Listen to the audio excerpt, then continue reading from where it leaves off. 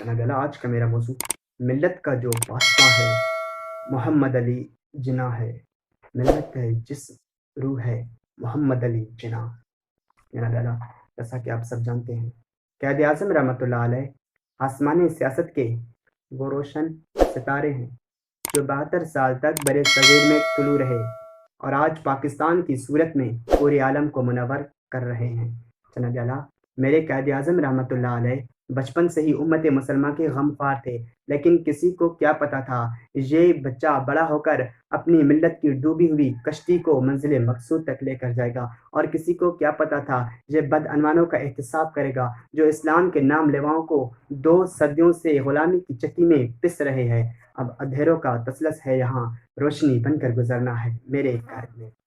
جناب اعلیٰ وہ ایک ایسا دور تھا جہاں مسلمان طاقتوروں کے شکنجے میں پھنسے ہوئے تھے، جہاں آزادی کا کوئی تصور بھی نہیں کر سکتا تھا، جہاں صرف اندھیرا ہی اندھیرا تھا، ناپاک حکمرانوں کی حکومتیں تھیں۔ تو ایسے میں قائد اعظم آئے۔ قائد آئے تو اس شان سے آئے کہ اپنے وقت کے بڑے بڑے پہلوانوں کو اپنے سامنے خاموش کروا کے رکھ دیا۔ قائد اٹھے تو اس شان سے اٹھے کہ ہندوں کی تمام تر چالوں نے قائد کے سامنے ناک رگڑنے پر مجبور ہو گئی۔ قائد اعظم رحمۃ اللہ علیہ آگے بڑھے تو اس طرح بڑھے کہ انگریزوں کی تمام تر مکاریاں قائد کے قدموں تلے آ گئی۔ جناب اعلیٰ ملت کا جو باسپا ہے محمد علی جناح ہے، ملت ہے جسم روح ہے محمد علی جناح۔ قائد اعظم رحمۃ اللہ علیہ نے جب سیاست میں قدم رکھا تو یہ بات محسوس کر لی یہ ملک اس وقت تک نہیں بن سکتا جب تک مسلمانوں میں ہمت نہیں پیدا ہو سکتی، جب تک مسلمان ایک پلیٹ فارم پر جمع ہو کر علیحدہ وطن کے لیے مطالبہ نہیں کرتے، تب تک یہ وطن ماست وجود میں نہیں آ سکتا۔ اس لیے قائد نے امت مسلمان کو بتایا کہ پاکستان کا مطلب کیا، لا الہ الا اللہ۔ ایک ایک مسلمان قائد کے پیچھے کھڑا ہوتا گیا اور پھر جا کر تحریک پاکستان بنی۔ تحریک پاکستان ان جذبوں کا نام ہے، تحریک پاکستان ان ماؤں کے بیٹوں کا نام ہے جو رات میں ہونٹ سینے سے مرنا بہتر جانتے تھے۔ دشمن ہزار ادھر، یہ تنہا یہ ادھر، بے باک ہے غیور ہے خوددار ہے جناح۔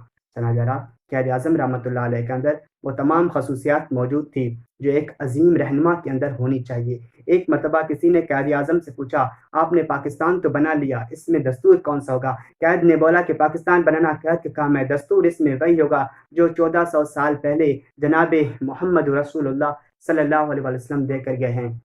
جناب اعلیٰ میں آپ سے پوچھنا چاہتا ہوں، کیا یہ جناح کا پاکستان ہے جہاں میرا جسم میری مرضی کے نعرے لگے؟ کیا یہ جناح کا پاکستان ہے جہاں چھوٹی بچوں سے زیادتی کی جائے؟ کیا اس پاکستان کے لیے میرے آقا و مولا صلی اللہ علیہ وسلم جناح کے خواب میں تشریف لائے اور فرمایا یہ میرا سپاہی ہے؟ جناب اعلیٰ قائد کی روح ہم سے تڑپ رہی ہے، لیکن آج بھی قائد کے مزار سے آواز آ رہی ہے، میں نا امید نہیں ہوں، کیونکہ جناح کے سپاہی اس پاکستان میں موجود ہے جو اس کو اصلی اسلامی جمہوریہ پاکستان کا جامعہ پہنا کر رہیں گے۔ میں نے ایک مرتبہ قائد سے پوچھا، قائد آسماں ظرف محبت اہل زمیں رکھتے ہو، اس قدر نا امیدی کے بعد بھی ہم پر یقین رکھتے ہو؟ قائد بولے، یقین نہیں ایمان رکھتا ہوں، آج میں خواہش تکمیل پاکستان رکھتا ہوں۔